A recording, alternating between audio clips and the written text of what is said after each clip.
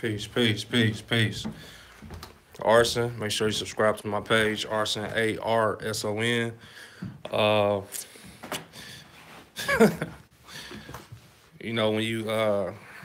when you search for stuff, you kind of it's kind of a calling.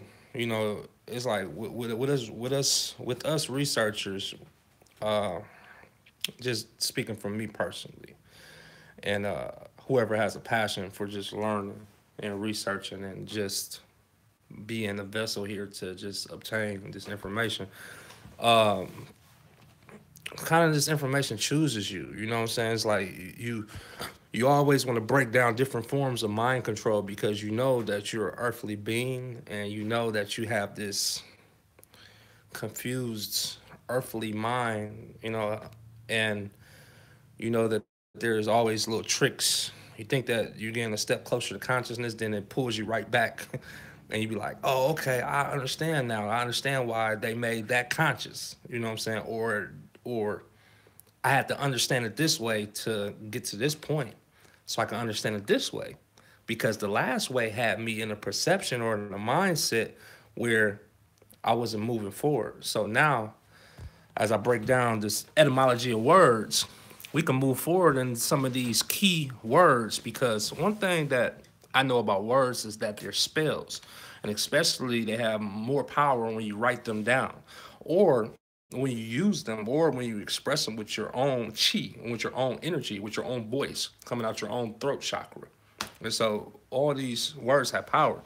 And so my resource, getting from a book, man, I'm just not coming from my own ass or my own brain or my own heart or whatever, because that shit can be confusing. I have a resource. I was reading a resource. There's a book called Semantic Antics, How and Why Words Change Meaning. So, uh, Semantics Antics, How and Why Words Change Meaning. And so why I label this the etymology of words is because that the etymology of words is kind of a definition where one word has several different meanings. Let me give you an example. The Virgin Mary. The virgin in Greek means just unmarried. It doesn't mean a woman that hasn't had sex, which is the American standard or the American term for a virgin. In Greek terms, virgin means an unmarried woman. So, in other versions, the word virgin could mean so many different other meanings. And so, as we think inside of our subconscious think tank, we say, oh, the Virgin Mary. You know what I'm saying? We go back to our Bible or what's been instilled in us, and we're like, oh, she had an immaculate conception, and you know what I'm saying? She was a virgin, she never had sex, and it was God gave her Jesus. And and you look, and you interpret it in Greek terms, you like, okay, she was the Virgin Mary. That means now you're just an unmarried woman. You're just unmarried. That doesn't mean that you didn't have sexual intercourse with anybody. It could have been an immaculate conception. It could have been that man that impregnated you wasn't fit for human consumption, or he wasn't fit for, to be the father of Jesus. So that's why they said that, it was he was the son of God. So we we just dig deeper as we keep on learning. So I'm gonna go through a couple words, man, and I'm gonna go through a couple words and just just to refresh us, man, because we think that some of these words that we have a clear definition and we use these words in our consciousness and when we encourage and when we and when we think also when we just think, we integrate these words inside of our, what I'm saying, our think tank, which produces our action, which produces results or no results. And so let's dive in, man. How y'all feeling out there, man? It's good. Uh, Starting something simple, meat. I'm gonna read from the book is called Semantic Antics, Let me give you author because I want to be 100% correct. The author is Sol Steinmetz. Sol Steinmetz. Steinmetz.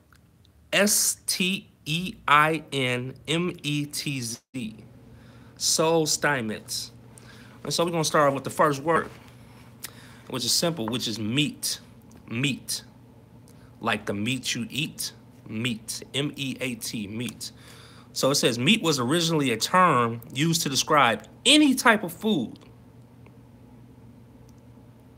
It then narrowed into meaning to describe an entire meal, such as breakfast or dinner, and finally settled into the meaning we know today, the flesh of an animal as used for food. And so, when we, when we, you know, we, you can participate in this world and think that you're not doing any magic, but you really are. You're really participating in magic. I know that the big corporations and the corporations that you buy from and the restaurants that you buy from, they participate in it. And so they can say, yeah, we have white meat, but what white meat are they talking about? Wendy's, all white meat nuggets. And so what we do, what I'm doing now is it's nothing deep. There's nothing deep about this. You know, it is kind of nitpicking in a sense, but there's nothing deep about this. It's just really getting to the point of it. It says meat was originally a term used to describe any type of food. So when they tell you white meat, go back to this video and get the different definition or the three different definitions of meat and how it's used. And so the big question is that, you know, it's kind of scary. It's like, does Wendy's do Wendy believe in this definition of meat, and then have the public understanding another definition of meat? Because this is where it gets real. This is where it enters inside of you. This is where you're involved. You're responsible. You know what I'm saying? And so you can watch a Wendy's commercial tonight, tomorrow, or down the line. You're going to see white meat, or you can see a big sign roll past your local Wendy's, or, you know what I'm saying, local restaurant, and they're promoting white meat. And you can go to your local grocery store and they say white meat or dark meat, and it says meat was originally a term used to describe any type of food. Any type of food. What's food? It then narrowed in meaning to describe an entire meal, such as breakfast or dinner, and finally settled into the meaning we know today, the flesh of animals as used for food. White meat, definition of meat. I'm just tickling the subconscious. Do your own research. The book is called Semantic Antics. The author name is Sol Steinmetz. Sol Steinmetz. So, yeah.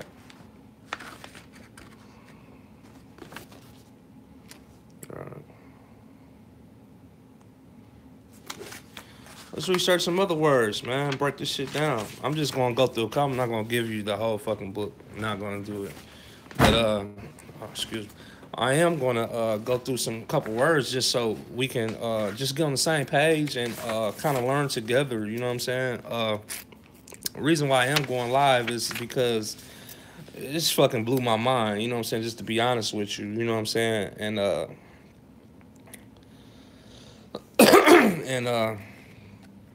and just you know, just refreshing our exercising the subconscious, man, so we won't fall in no traps, and so, we can make a conscious decision, what I'm saying, with our growth. You know what I'm saying? It's probably some people, which like myself, still eat whatever the fuck they want to. You know what I'm saying?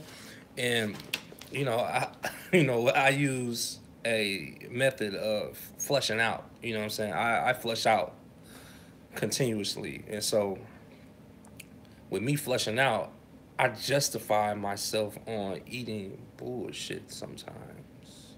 You know what I'm saying? Like I got a high balance of fasting. I got a high balance of just going in real ridiculous. I have a high balance of so I'm gonna eat something healthy. Then I'm gonna dog myself out. Then I'm gonna flush out real quick, and I'm getting to an age where I really can't play around like that. I'm feeling my body is telling me, you know what I'm saying, the physical body is responding and saying that you can't play around like that much. So I'm gonna make some adjustments, and maybe more on fleshing out a little bit more. You know what I'm saying? Because really, even the healthy food ain't shit. But even the point of fleshing out more, and you know what I'm saying, and practicing not desiring. You know what I'm saying? Because most of my hunger, that was coming in. So I'm just coming. My son, he's a, you know what I'm saying, he's an infant, man. He's only like 5 months, and so I was eating a lot when my wife was pregnant and stuff like that. And so, uh, just don't want to fall in the type of tactics, man, of just being blind out here in the world, man. This mind control thing is real, man. Down to the simplest shit. Y'all worried about Trump, and y'all worried about uh motherfucking D Wave and Bitcoin and you know what I'm saying, and 11 and all this other goofy ass shit, and it's just like, if you can stop the mind control that's right in front of you, what you do so natural, because we could pull up so much ancient documents. You know what I'm saying? Like we have so much access to ancient documents, to all these healing herb, and what I'm saying, healing properties, and all these, what I'm saying, resources that we need to survive. But we can't even master what's right in front of our face, the words that we use. You know what I'm saying? The words that we understand internally, you know what I'm saying, might be wrong. The words that you understand internally might be wrong. It might be wrong. So let's dive in, man. Okay, we cover meat. Let me see which one caught my eye, man. Which one caught my eye? I was just glazing through. Uh, you know how niggas read books, man. Like niggas, we read, but you know, it's more on the fact of getting what we need up out of the situation. You know what I'm saying? So, see, I be seeing shit move, man. I'm not even bullshitting. So, my eyes is open, but ain't nobody here with me. But you know how you see shit in the corner of your eye. Let me see. What other? What other words are we looking for?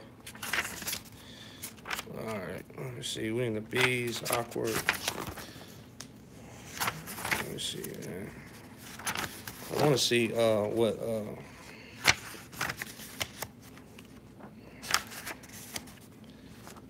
finance, business. I got to it. I know this is mine. This is gonna blow your mind, man. And so, uh, it's gonna blow your mind. Okay. So, business. The word business. All right.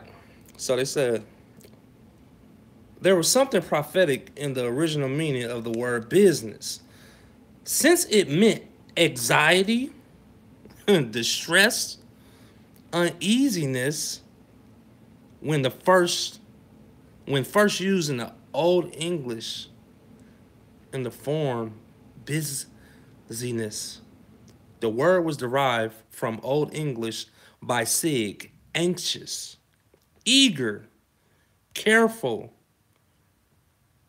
related to Middle Low German besides, be sick. Modern Low German besig and Middle Dutch besyk. Modern Dutch bezig, both meaning occupied, busy.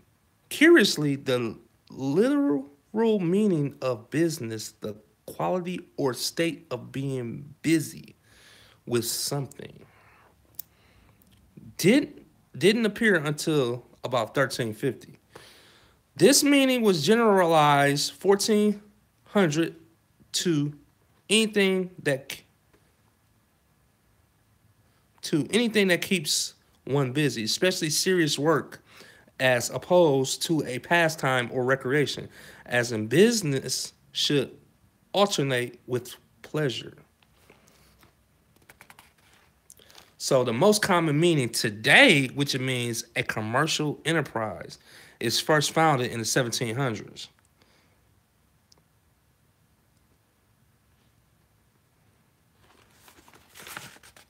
Boy.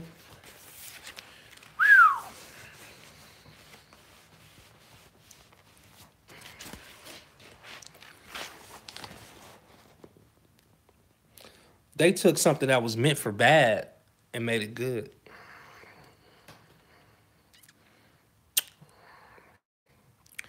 Business is a created system. Uh, I'm gonna go back up here and I'm gonna prove why business is a created system. They say the original meaning of the word business, they say there was something prophetic in the original meaning of the word business, since it meant anxiety, distress, uneasiness. So everybody knew that, once you start, it's just like an idea. It's sort of like an idea. So you got an idea. You have a vision of letting the world see your idea or a product or service that you have. Idea, a product or service that you have. So you come up with that. So now you get out there, you start telling people, you provide this service, or you got an idea, you need people to look at it, you need to see. And so now you got to have licenses, and now you got to have a place to display your products or your idea or your service, and then now you need the tools to do it. And then now you got to have people support your vision or what you got going on. And so you believe in something, and now you know what I'm saying, you're anxious, you're distressed, you're uneasy. It's producing those spirits that doesn't operate on a high frequency. Business produces spirits that doesn't operate on a high frequency.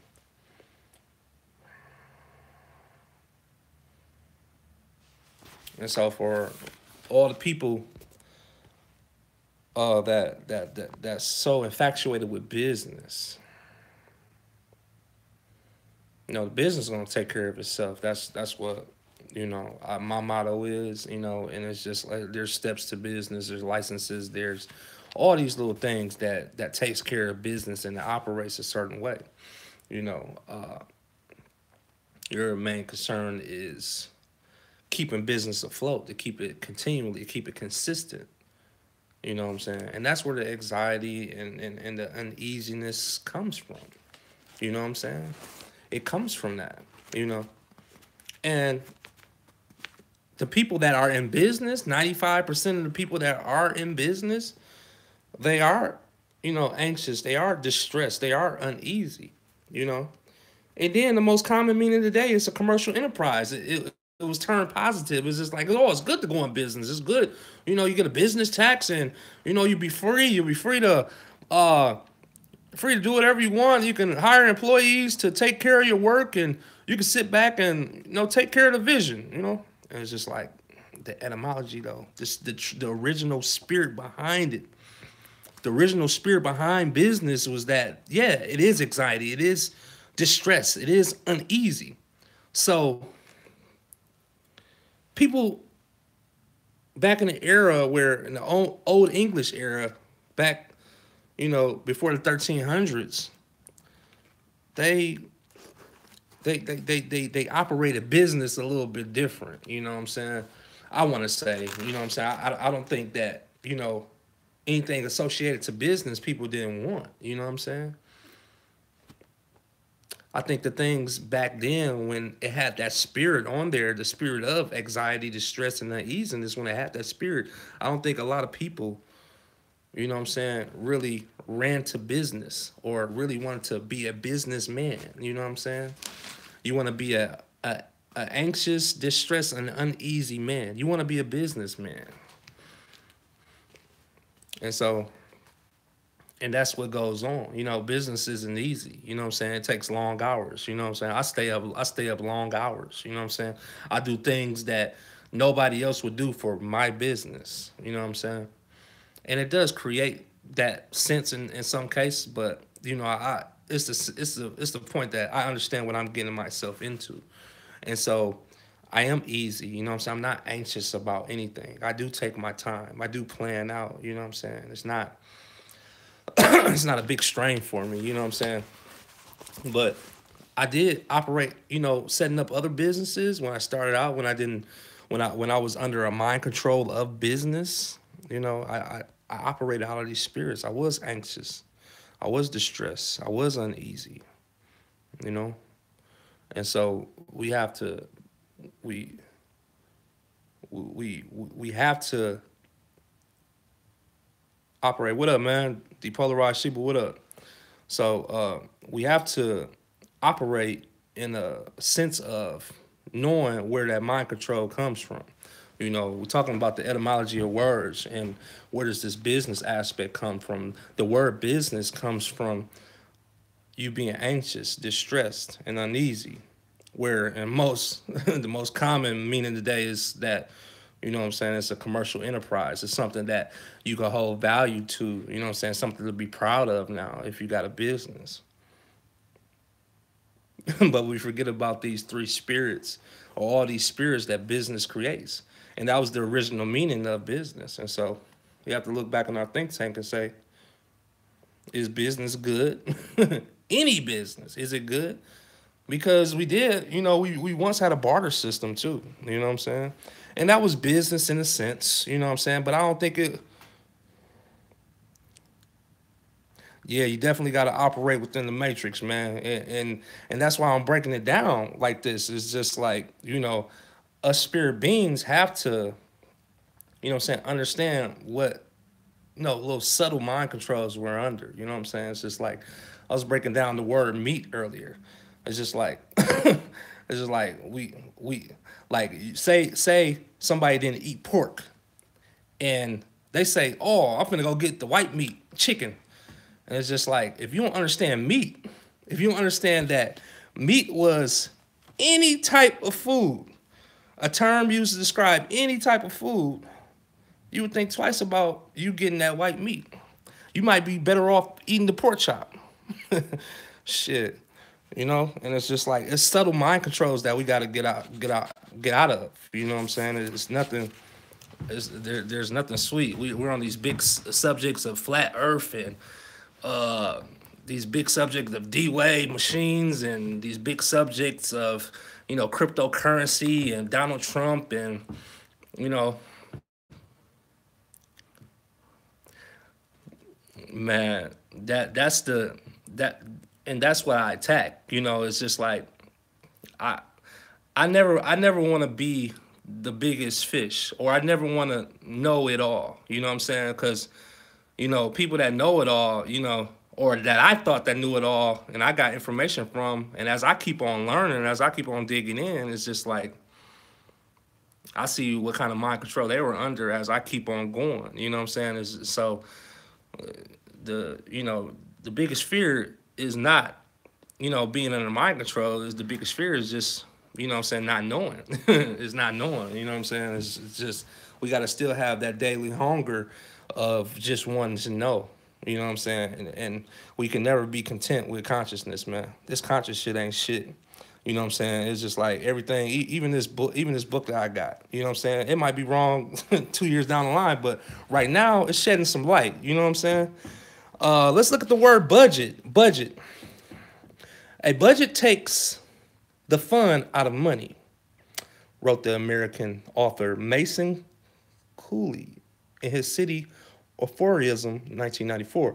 Most everyone would agree that sticking to a budget, which is itemized, estimate of the money to be spent.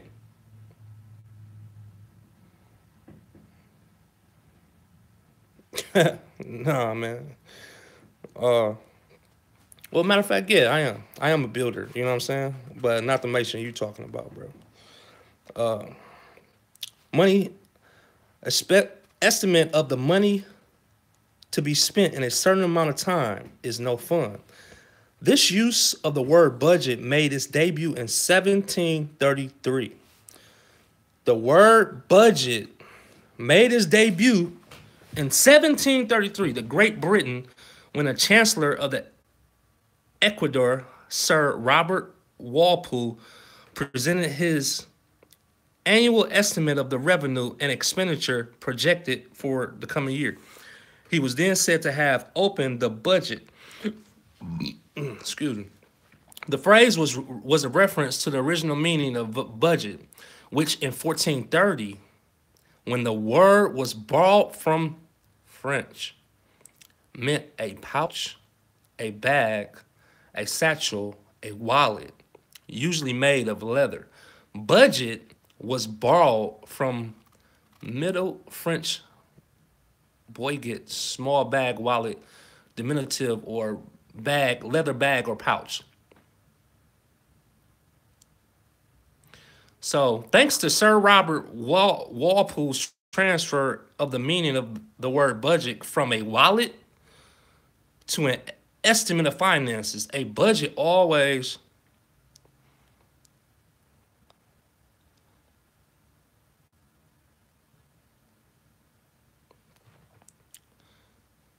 no, I ain't got no beef with nobody, man. I'm good. Uh, a budget always referred to a government's annual statement of the country's finances until the 1900s. After the turn of the century, the word's use expanded, and newspapers began writing about workmen's budgets and family budgets. And so they create words, and then they create the meaning of the words. And so, I mean, it's just, and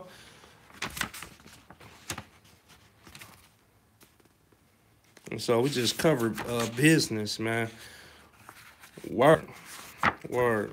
I'm gonna go over there on a different day with y'all. I'm gonna go over that word a different day. We just sliding through, man.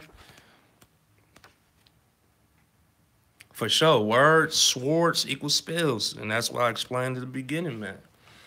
But the thing is that the words that we use on a normal basis, you know what I'm saying? We don't know if it's doing any harm or if it's doing any good. Even the good words may be bad, and maybe those bad words might be the key to your, you know what I'm saying, your breakthrough. And so what we want to understand is that, is America one is confused and backwards. You know what I'm saying? Uh, America wants us confused and backwards. And the reason why I pointed out to America is because they present the curriculum and they present the agenda. You know what I'm saying? It's just like we don't get no book. Something happened. I don't know what's the fuck happened. But yeah. No, they don't like the truth, man. They don't like the truth. All right, man. We gonna work. We gonna just dig deeper, man. I'm gonna grab some from each. You know what I'm saying? I probably don't go through the whole alphabet. Probably was just one word out of, you know what I'm saying, just going through. But we're about to deal with the word fact, man. Fact, a fact of life. Some of the commonest phrases in English include the word fact. We often begin sentences with the fact is that when we require exact information about something. We demand facts and figures to emphasize or assert that we're telling the truth. We say, in fact, and to clinch the matter and permit no rejoinder. We say, and that's a fact. Dictionaries define the chief meaning of fact as something that actually exists or is the case, as opposed to what is inferred or made up. This meaning is first recorded in 1632 as in the very great advantage of being a fact and not fiction. The original meaning of fact in the 1500s and 1600s. It's not that long ago, bro. I'm not going back to the you know what I'm saying, the dynasty and all this other goofy ass shit. Okay. Something that actually exists. Oh, no, I'm sorry. The original meaning of fact in the 1500s, 1600s was an evil deed, a crime, usually mainly in law. In phrases like to confess the fact. The word appeared first in 1539 in Acts of Henry the 13th. Every such person shall be adjudged a traitor, and his fact, his evil deed, his crime, high treason. This sense is still found in legal use in the phrases accessory before the fact, accessory before the evil deed, accessory before the crime, guilty of aiding and abetting a felony, though not present at its commission, and accessory after the fact, guilty of assisting or concealing one who has committed a felony.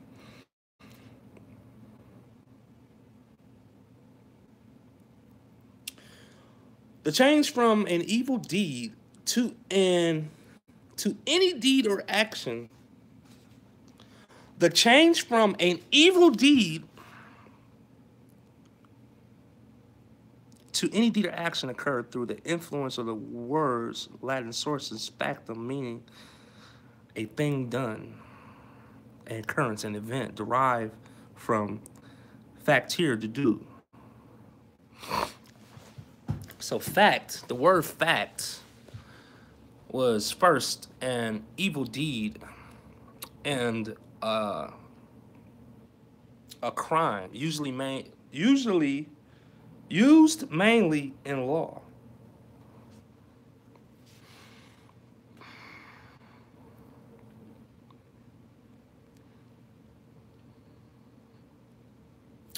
So let me break this down, man.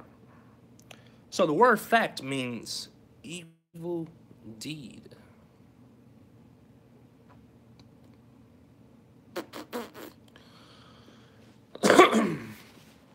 Or a crime. Uh, Facts.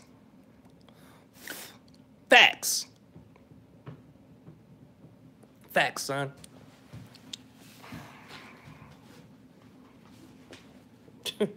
Y'all peep the language, though. Peep the language. Facts, son.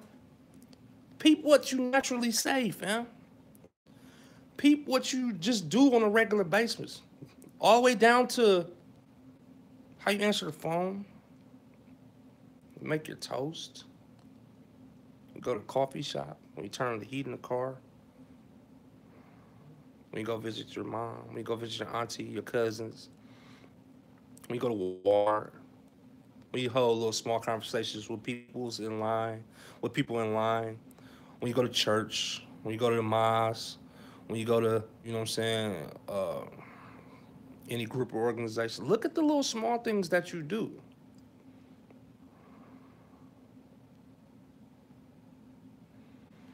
It's not.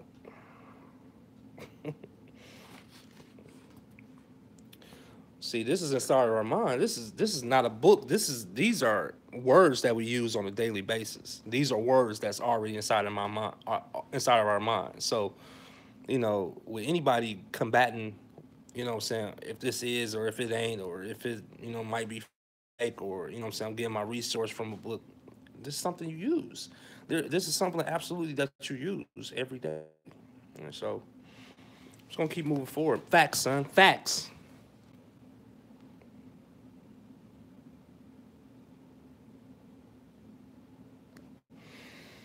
I'm back, man.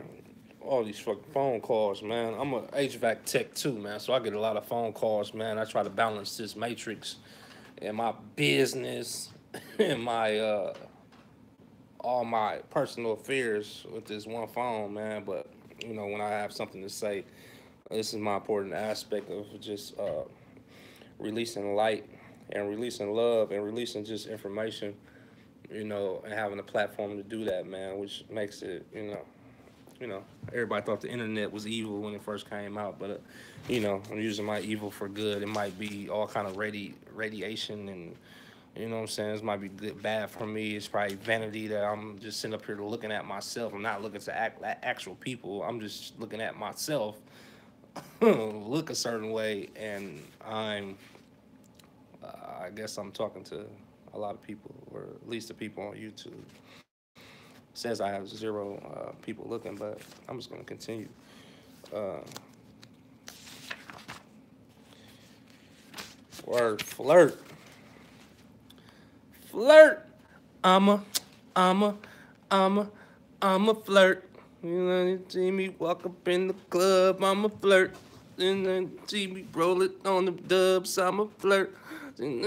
Chick on the low, I'm a flirt. Nah, let me stop, man.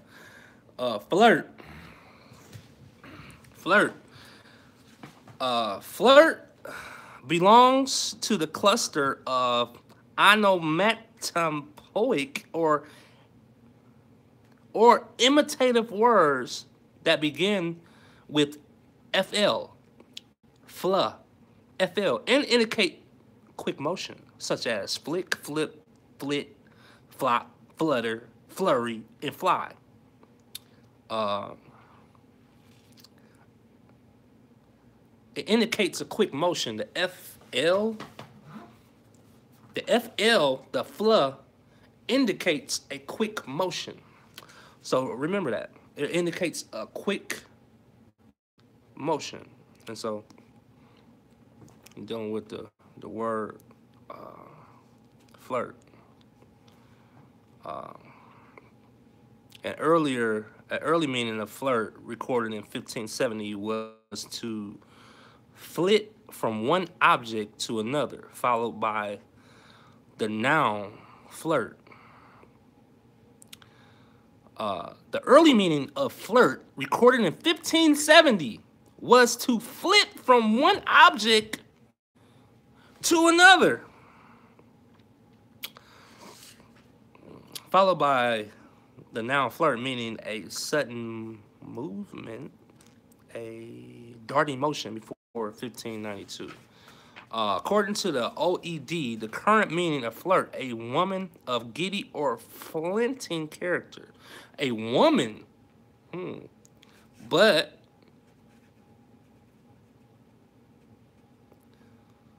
this this definition was in 1621. A woman of giddy or flighting character. But the original meaning of flirt was to flit from one object to another. It went from a verb, peep game. It went from a verb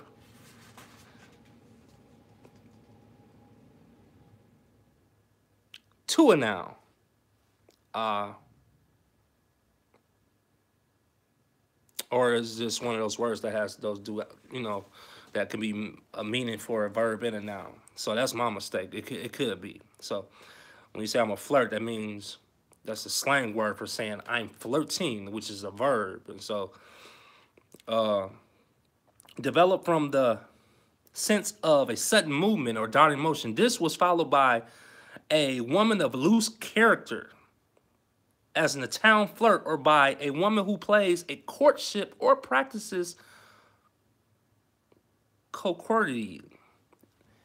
In 1747, in Samuel Richardson's novel Clarissa, she was not one of those flirts who would give pain to a person that deserved to be well treated.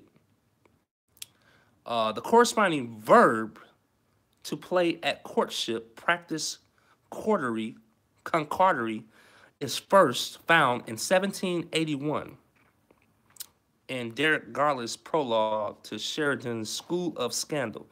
If Mr. B will still continue flirting, we hope she'll draw the curtain. So,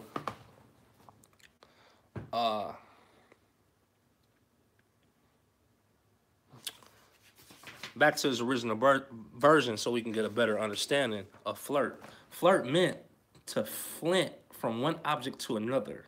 And that was recorded in 1570. So we took that,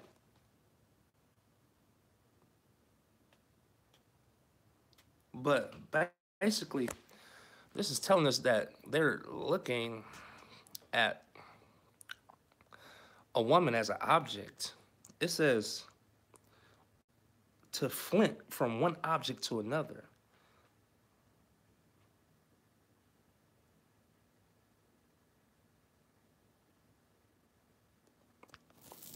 Followed by a the noun flirt, meaning a sudden movement, a darting motion. That's a verb, so I don't understand. But basically, my spirit is telling me where sometimes you just gotta do it if you don't get a basic understanding. You just gotta make executive decision with what's inside yourself. But if you come up with a better answer than what you understood from right now, but what I'm seeing right now is that the original version said to flint from one object to another, and the new version, which was in 1781, was to play courtship, or you know what I'm saying, a woman who plays at courtship or practices courtery. And so one thing that we just want to be mindful of is how, you know, they can manipulate something, turn one thing from a noun to a verb and use it as, you know, saying an object, and all this shit happens at the round table when they just, you know, they can change, you know, the people, the ruler makes the rules. You know, the conquerors, the people that won the war makes the rules. And so when we take all these things into consideration, man, we have to be mindful of that. You know what I'm saying? We have to be mindful of what's in our subconscious. That's why, you know, the elite can sit back because they know that the control is in the mind. They don't have to come to your door, knock down your door and say, don't do that. You know what I'm saying? They don't have to set out thousands of soldiers in the street to control you. You know what I'm saying? They control you with the spells, with the words, with your subtle actions that you so do on a daily basis.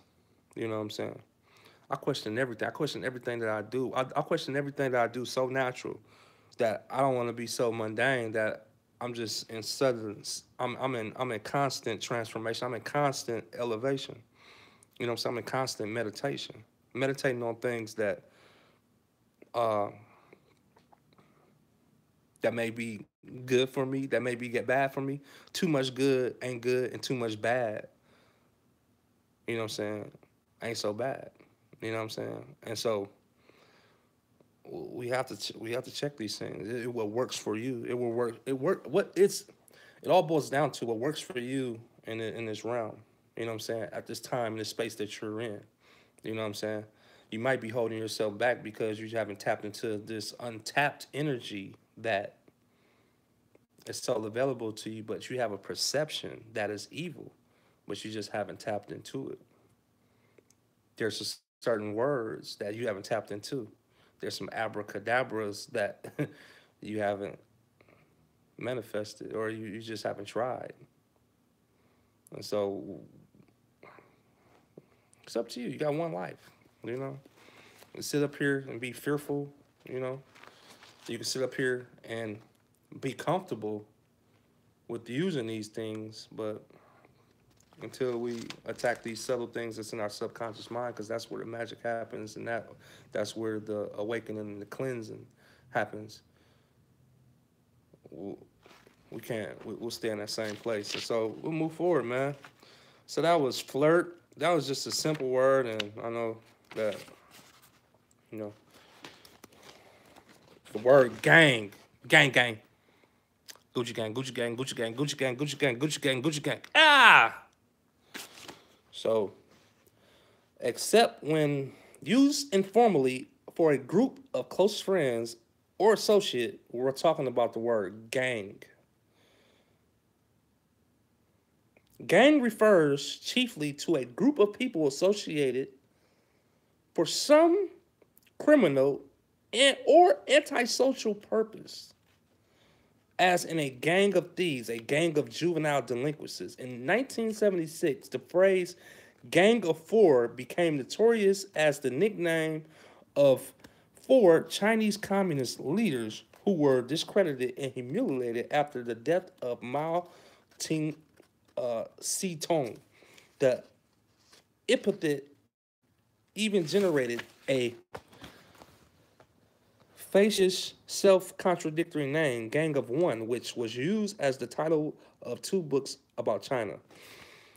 In Middle English, about 1340, gang is found in the sense a set of things that usually go together. As in a gang of horseshoes, a gang of teeth, a gang goes back to the Old English going, gong, a going, a journey, a way. Back in Old English in 1340, gang goes back to the Old English gong, which means a going, a journey, a way. So gang back in 1340, the word gang meant a going, a journey, a way, corresponding to Old High German gang, Old Norse ganger, the Middle English sense of a set of things going together was apparently influenced by Old Norse gang, which also meant a group of things.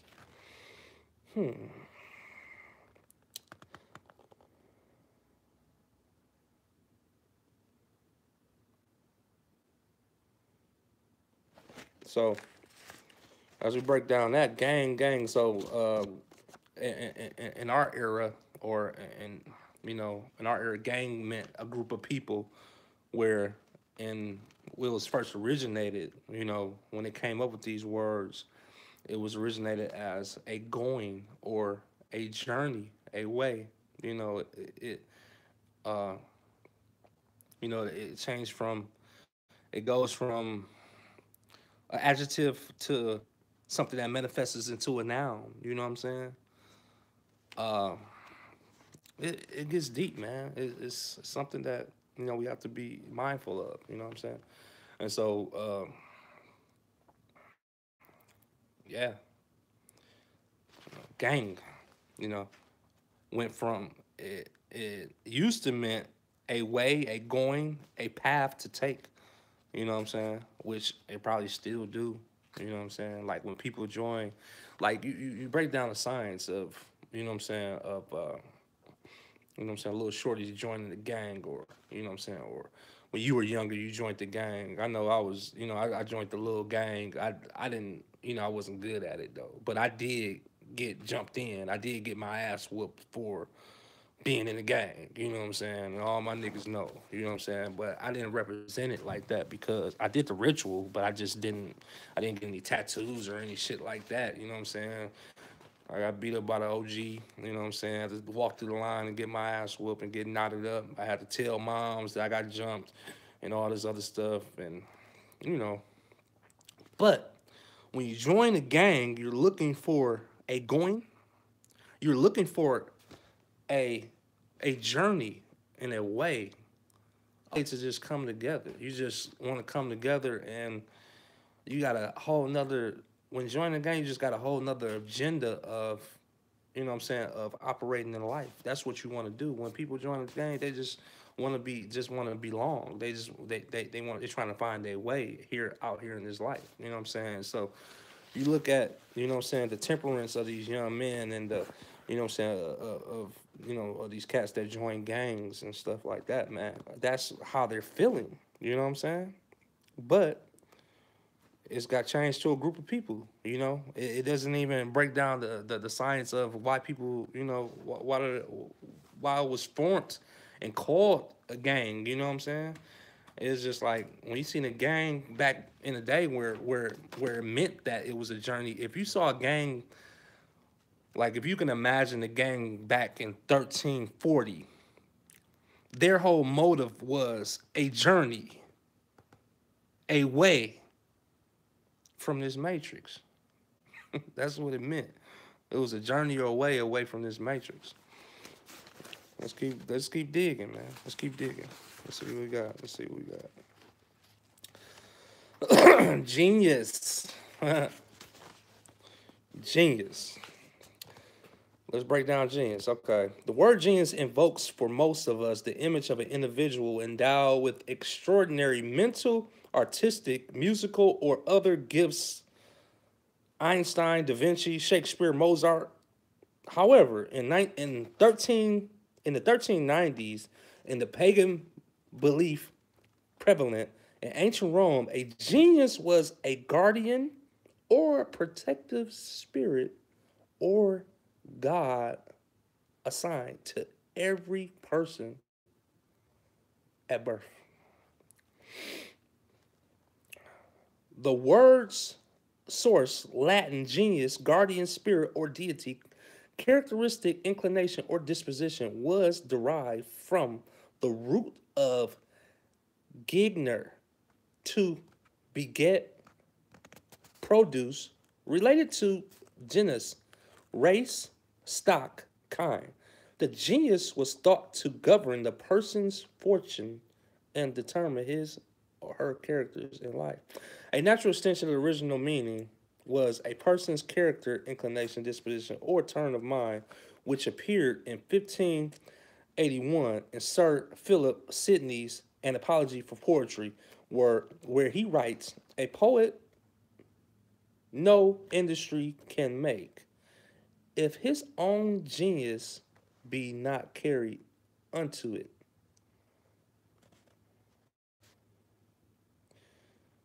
From the sense of the characteristics inclination, they're developed in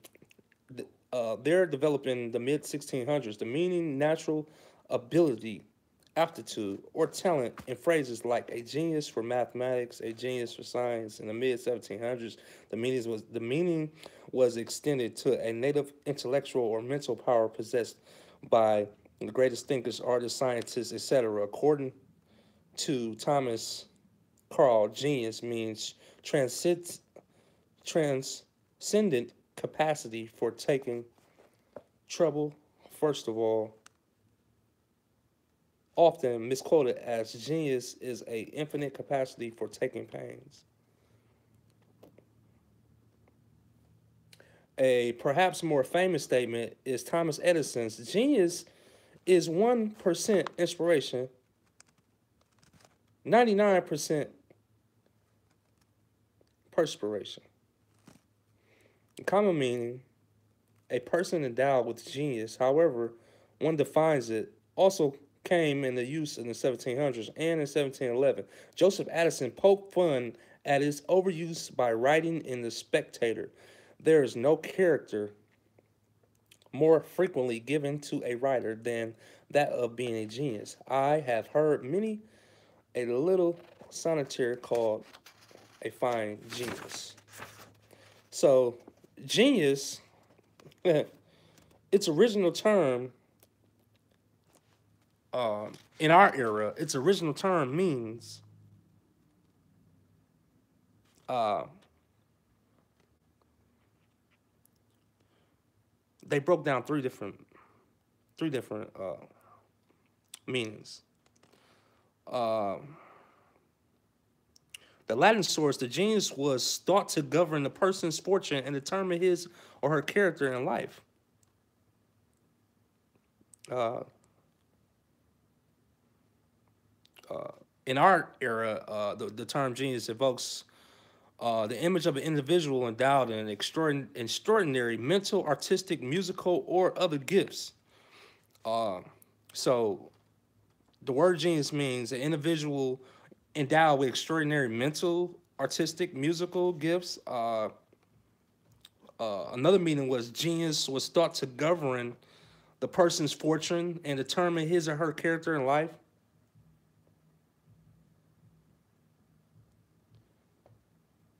And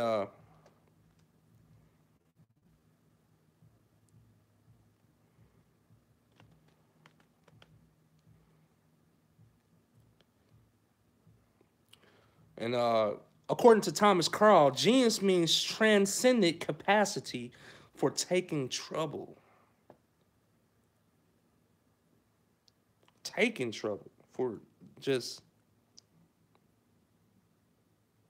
taking trouble. So we got three different meanings. So, you know, uh, as I look at these three meanings, they're all valid. You know what I'm saying? They're all valid. You know what I'm saying? When you look at a genius, you look at one with extraordinary mental, artistic, musical. You know what I'm saying? Other gifts. You know what I'm saying? That's a genius. I guess we can label that as a genius. And we can look at this is the one I didn't know though. It means a transcendent capacity for taking trouble. Mm, a transcendent capacity for taking trouble. That's the meaning of genius. That's the one that catches me. You know what I'm saying? Uh, don't think that just because you've been through like just a hardship, you think you're a genius. It might be, but it might not be.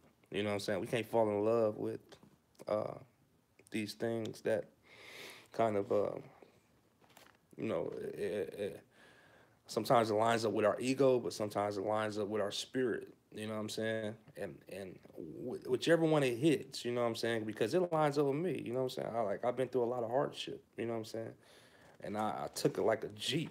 You know what I'm saying? And so, uh,